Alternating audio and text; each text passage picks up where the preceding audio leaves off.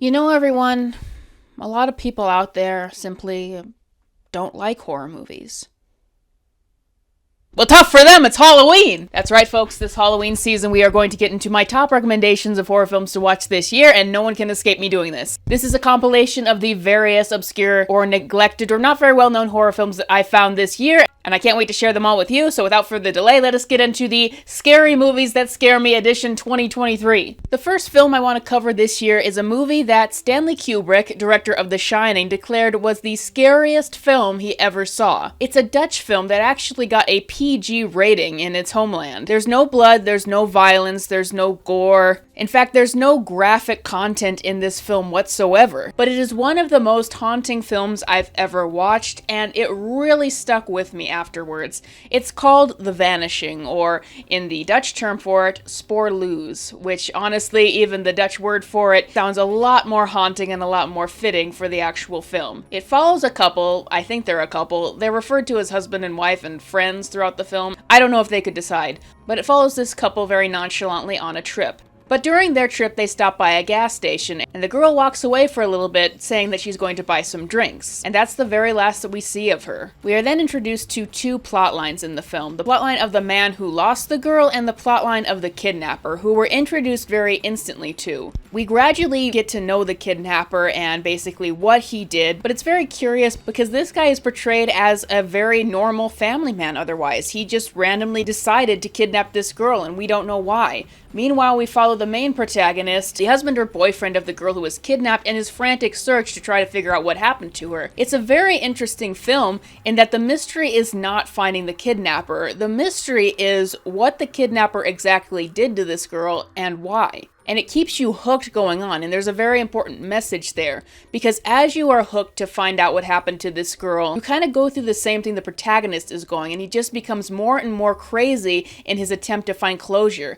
At one point, he makes it clear that he doesn't even care about this kidnapper going to prison or anything, or proving that he's guilty. He only cares about what happened to the girl. It is the most haunting story about kidnapping ever. It'll make sure that you never even think about going near a stranger's car. There's multiple things that make it so sad in the end. I'm going to have to spoil the ending a little bit to explain exactly why it's so sad by the end. We find out that this guy who kidnapped her is a sociopath. He can do everything by choice. He doesn't have any sort of compulsion to do good or evil. In his twisted logic, the only way to prove that he could truly do something good, which he wanted to do in the eyes of his daughter, was to prove he could also do something twistedly morbid, as he has pretty much no feelings or compulsions otherwise. So nothing in the movie had to happen, and the reveal at the end of what happens to the girl and the guy who was looking for her as he ends up... No, I won't spoil it. You guys have to watch this movie for yourselves. And that's what makes this film so well made and so scary, because it does not use any of the gore or fantasy or jump scares or any of that stuff to tell its story. And once again, it only got a PG rating. It's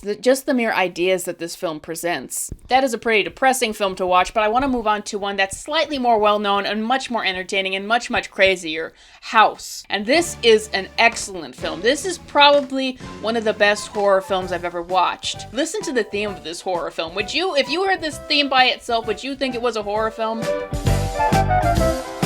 No, I think not. The plot of this film comes off kind of like a Disney movie, almost like Snow White and the Seven Dwarfs. A teen girl comes home to find that her father has remarried again, and she has a new stepmother. The stepmother doesn't seem particularly terrible, but she's not her actual mother, so the girl, named Gorgeous, wants to escape. She begins thinking about her estranged aunt and writes a letter to her asking for her to stay with her. To her surprise, her aunt, who she hasn't heard from in many, many years, writes back right away and not only invites her to come stay with her, but invites all of her friends from school to come as well. And so Gorgeous and her various friends, all given names that reflect their personality like Kung Fu or Melody, travel to meet this aunt. Well, the first maybe 45 minutes of this movie are like a Disney movie, like I said. The next 50 minutes get crazy. When at the aunt's house, after a couple weird things has happened, one of the girls goes to get a watermelon that they had bought at the store, and she pulls out one of the heads of their friends. What we find out is the girls are very much trapped in a haunted house, and the house itself is out to eat the girls. PewDiePie actually did a video calling this movie his favorite horror film of all time, and it is just crazy. There are so many crazy bad special effects and inexplicable things that happen. It feels like a dream or a nightmare more like, and it was intended to. This movie was in part written by a 10-year-old girl, as the director of the film asked his 10-year-old girl what she was afraid of. He did his best to make the movie feel like it was a nightmare a child would have, and that's why things feel so inexplicable throughout it and why the tones change. You'll get some fantasy fairy tale stuff, you'll get some horror, you'll get some comedy, and he absolutely achieves it. One of the most memorable moments of the film is when one of the girls gets eaten by a piano, which apparently was based off of the director's daughter's own fears of having the piano eat her. Crazy as the film is, it does have a cohesive story throughout, and the overarching theme of it, as done by the director, was supposed to give that sort of feeling of helplessness. In terms of the director's own inspirations for this film, he was near Hiroshima during World War II. He experienced most of his friends being blown away by the atomic bomb. So his goal with this film was to recreate that feeling of helplessness, like there's nothing you can do, which once again is very much replicated in the film overall, because once the girls get into the house, there's no going out.